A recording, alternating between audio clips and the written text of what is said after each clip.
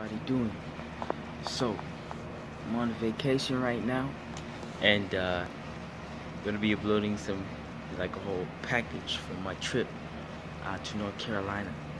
Um, so basically, here's what's going on. People, Kawhi Leonard wants to be traded out of the Spurs now. What this scenario reminds me of is the Paul George wanted to be traded from the Pacers. It's the exact height, the exact same height. You know, people have a higher regard for Kawhi because he's already won a championship there. Sort of like the Kyrie thing.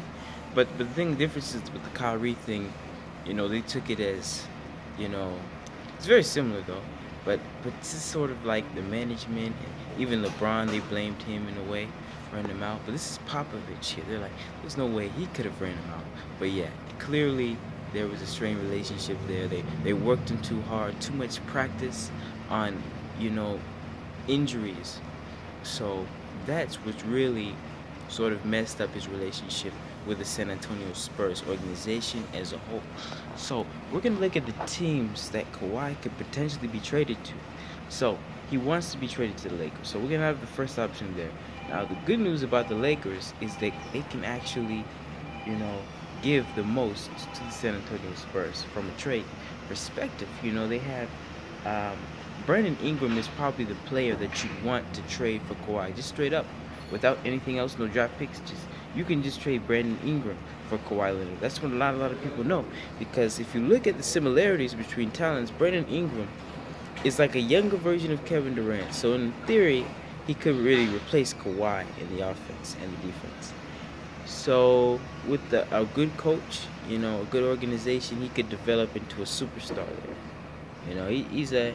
He's sort of a star now, but he's still, I don't know, he needs more improvement. So I guess he needs a team that can really develop him. The Lakers weren't really good at development. They're not good at development. I'm not going to lie. That's the thing. That's probably what's been keeping them for so long. But, yeah, Jordan Clarkson, he couldn't be able to establish playoff basketball, with a championship team or a playoff roster in the Cavs. So with that being said, it goes to show the Lakers didn't go spend time developing the talents of the stars. So if they had to, they probably would have traded, that guy pretty much for what they got. So they did a perfect trade there. But, right now they're going to have to probably trade their young guys, including Lonzo, including Kyle Kuzma. Now, Kyle Kuzma, he's naturally good. He came there ready. Came to the NBA ready, and so did Lonzo Ball. Sometimes when he's really playing well, he could be one of the most efficient point guards. He can go 5 like rebounds, assists, points. I mean he can steals, blocks. He can have those huge games for the guard position. So definitely a piece that the Spurs would want. So if you add those three guys, which is basically a whole team for the Lakers, that's a lot. So I just try to stay Brandon Ingram, maybe have the 25th pick in there. But besides the Lakers, because you don't want to give him what he wants first. It's like the Paul George trade. They didn't trade him to LA. They waited, and now he's a free agent, and now he'd probably go to LA now, play with Kawhi. And LeBron, it's not a guarantee he'd go there, but it's looking like he'd go there. But the next team I'll talk about is the Clippers. Now, the Clippers are pretty underrated because they're sort of one of my favorites to get LeBron James, because they're already a mature team. You wouldn't have to trade the whole team like the Lakers would have to. I think the Lakers should keep their young core. I think they should really get good next year with the young team, which is hard to say. But what's the use of losing games just so you can just trade your pieces away? It's actually ironic. It defeats the purpose of what you're doing. Development is everything. So definitely, I don't believe in shortcuts like that. I think the Clippers are a team that's already ready. They have the coach. They don't have to change a system, because the Lakers would have to, fire the coach. The Clippers, they got the Lou Williams contract, which is good. I really enjoy Lou Williams' playing style. He definitely could be a starter in any offense. He needs to be the starting shooting guard on a team, as far as I'm concerned. So if there's next season I think LeBron should join the Clippers, and he'd probably be joined by Kawhi Leonard, and maybe they could go small forward, power forward, and they could have the third guy being Lou Williams instead of Paul George. And Paul George is great, great, great, but I think in an offense, Paul George probably wants to be the dude. You don't want to put a lot of guys who want to be the main guy on the team. LeBron will always be the main guy, beginning to end, he will always be the main guy. Kawhi, he wants to be the main guy on the team, but he really does need a partner in crime against the Warriors. So they're not carrying the load. So those two alone they have similar playing styles, but I think Kawhi being the superior defender, so he can guard Kevin Durant. Because again, LeBron backed off in that series against Kevin Durant. Y'all saw it.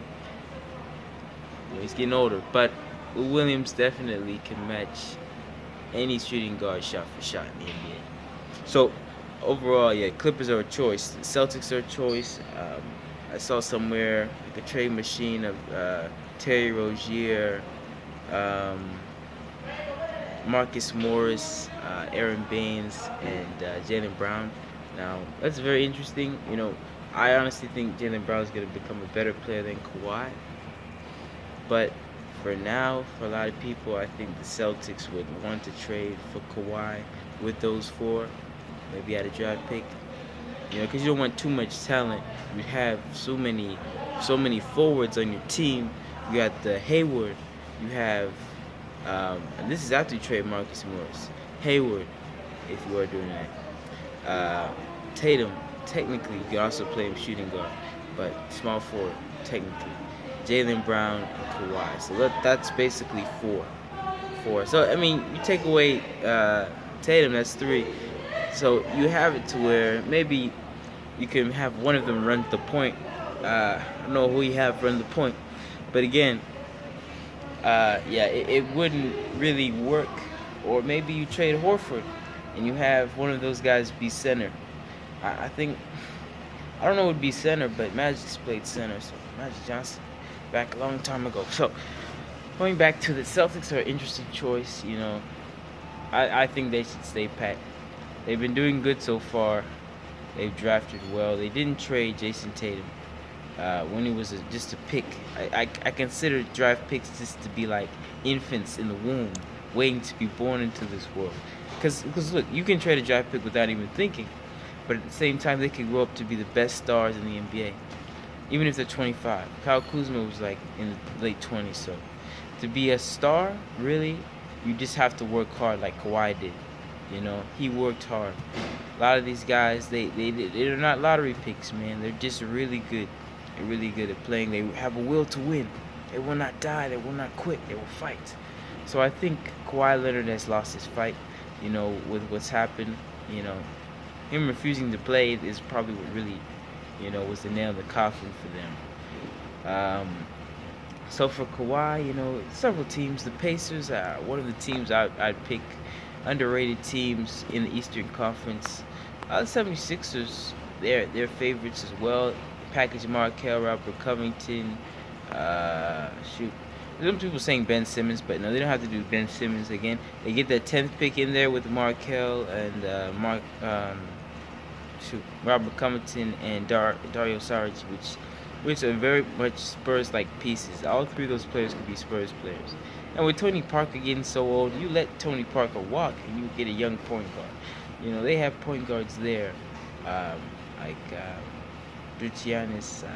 Look, the guy's good. I know he's a good two-way player. They got point guard on the Spurs, but they also need a backup point guard. Patty Mills is also a backup point guard. But, just getting more young talent and developing them is what's going to be important. And, another team, the Bucks. If the Bucks, I think the Bucks can make a run in it. I hope the Bucks are really thinking about it. Keep Chris Middleton and Giannis. Those are the only two people you're keeping. You got Thon Maker, if you even have the guy you traded for, Eric Bledsoe, if you even have a sign and trade with Jabari Parker, you do all of that, package it together, and then you get Kawhi. He's definitely the guy you want paired with Giannis. And with Greg Popovich, former assistant coach Mike Budenholzer, do some damage in Eastern Conference. But Atlanta, I don't know if they have the abilities to do that. They can trade the third pick, but why would trade your future for a guy who has 1 year on his contract who probably won't be there next season? So it's one of those Thunder situations where the Thunder gave up very little pieces. It was a very unexpected team. So I have to pick the Cavs as the Steeler. See if the Cavs trade that 8th pick, put a whole bunch of other garbage together, and it's just the Spurs organization getting revenge against the Warriors, pairing them up, Kawhi Leonard on the Cavs, so LeBron stays and doesn't change the balance in either conference, like the West and the East, staying at the top. I mean, that's basically the ideal situation, Kyler. Kawhi Leonard going to the Cavs, and LeBron James opting into his contract. You know, it's good for the Cavs, definitely. You know, we could use Kevin Love to also get LaMarcus Aldridge, but I'd rather keep Kevin Love than trade for LaMarcus. Yeah, yeah. That's about it. But there are more teams I haven't named, like the Kings, but I just don't think they'll get him. Even if they do, I'll be shocked. But it's gonna be an Eastern Conference team. I'm just gonna throw it out. It's gonna be an Eastern Conference team, guys. Hopefully it's not the Celtics or the 76ers. It would be too unfair. It would be alright if it's the Cavs. It would be okay because LeBron and Kawhi playing together. They won't be competing, you know, as they would on the Lakers, because we know it's showtime there. Everyone wants to show up or show out. But if they were just to go to the Cavs, the power would be very balanced. Toronto's another team I look at. So are the Wizards. And a lot of, you know, the dynamic duos need that third guy to get to the next level. Unlike the Warriors, they haven't really established any title establishment before they signed that big small forward combination. So, guys, peace out.